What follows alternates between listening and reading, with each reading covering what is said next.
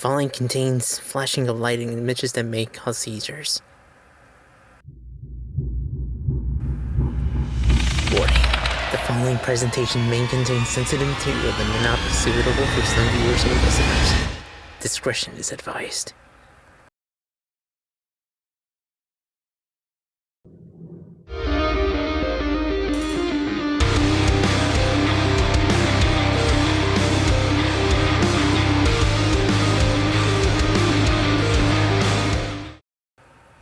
Hello everybody and welcome back to Jyuni's Friday Night Fright Night.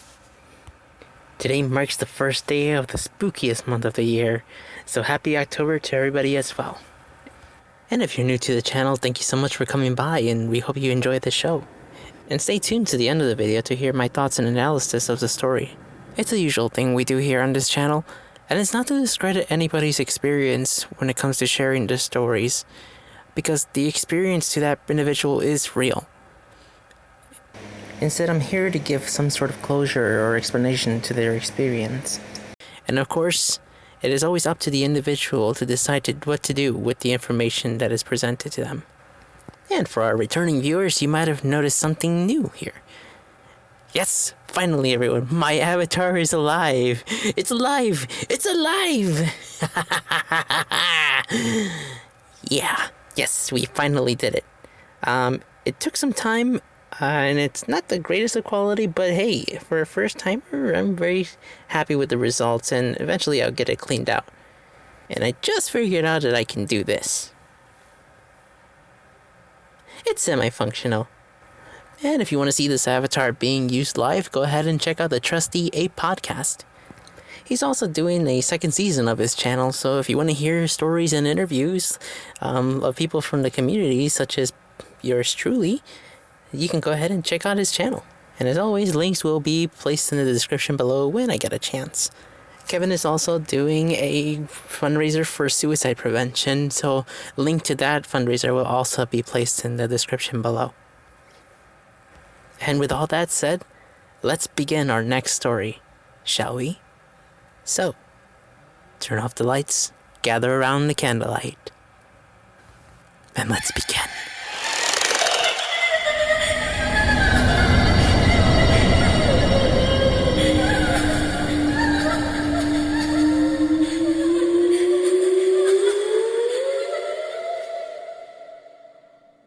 When I was little, my mom told me about the story of La Llorona, the wailing woman of the night.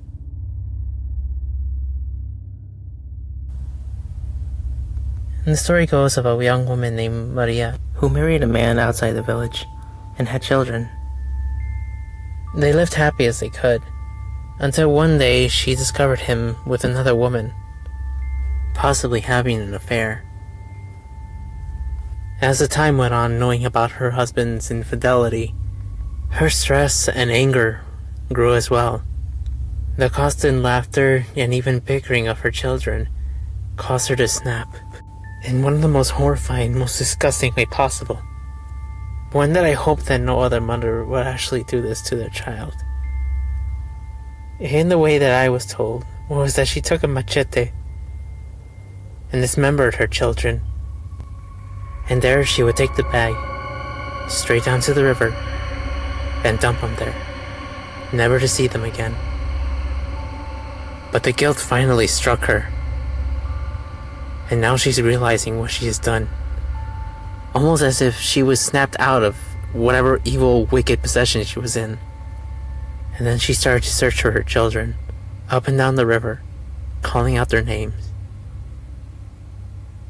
But then she remembers what she'd done, realizing that she'll never get them back, and that now that she spends the rest of eternity looking for her children, crying out for them until they reunite again in the afterlife. She had questioned herself as to why she has done it. Was it really out of anger, frustration, because of what her husband's done? Was she just trying to get revenge on him through her children?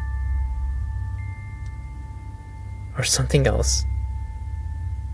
like making sure that the maiden never gets a hold of her children. Whatever the excuse is. Something like that can be inexcusable. But for whatever reason, my mom would bring it up whenever I misbehaved. Or whenever I wanted to go out, especially when it started getting later in the day. She would always remind me that Llorona is still looking for her children and could take you instead. And I sure as hell did not want to be taken by some ghostly madwoman. But one day I was just so frustrated with my mom, and I just left the house. Until I heard the scream outside. And I came running back. It was a scream that sounded, well, more of a cry. That reminded me of the story that my mom would tell me of La Llorona. Looking for her children still. So she's still out there. Even after all these years.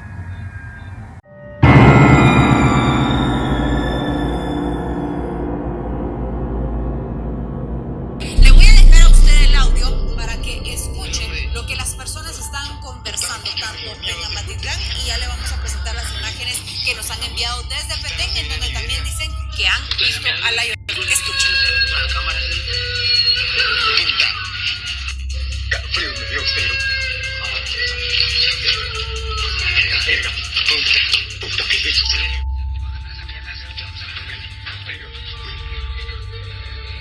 Now, these are the images and sounds that you hear in the news. Some of them can be very unsettling. But is there really something or someone out there?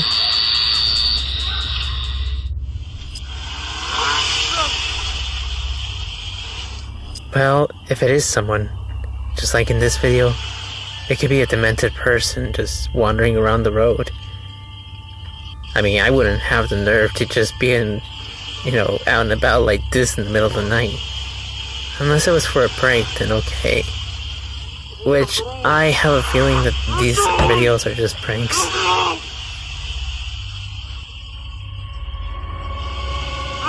In this particular video, it sounds like there's somebody who's muffled up to just be quiet. But it's obviously in fear. Seeing something like this would, especially if it's out of nowhere, would definitely strike some fear into some people. But what about the other noises in the other videos? Could it also be somebody just yelling to scare somebody? One explanation I definitely have heard was it can possibly be either a cougar or a mountain lion making certain screeches out there. Which can be a possibility, actually. I'm not sure whether telling scary stories to children just for them to behave is an unfortunate event that happens or not. It's usually a positive thing where, oh, well, if you behave, Santa will come and give you gifts. But in cases like this, if you misbehave, you'll be taken by something demonic. Something scary out there. Something out of a paranormal realm. But it doesn't stop at kids, exactly. There are stories like in Mexico where there's a guy named El Charro Negro, or I guess you can call him the Black Horseman, where there's a guy who's dressed in black and looks like a mariachi and swoos women and drags them into the depths of hell. So we can only assume that this guy with devilish charms is Satan himself. Whatever the reason that these stories are told, I hope it's just for the poking of fun of things, but not to necessarily make people behave, if that's just fear-mongering, and a very unhealthy way to get results. That's it for now, everybody. If you have any thoughts or opinions on this, please leave them in the comments section below.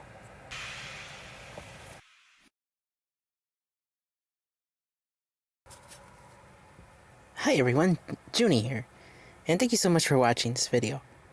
If you like that, why don't you go ahead and smash and destroy that like button for me. And tune in next week for our next episode.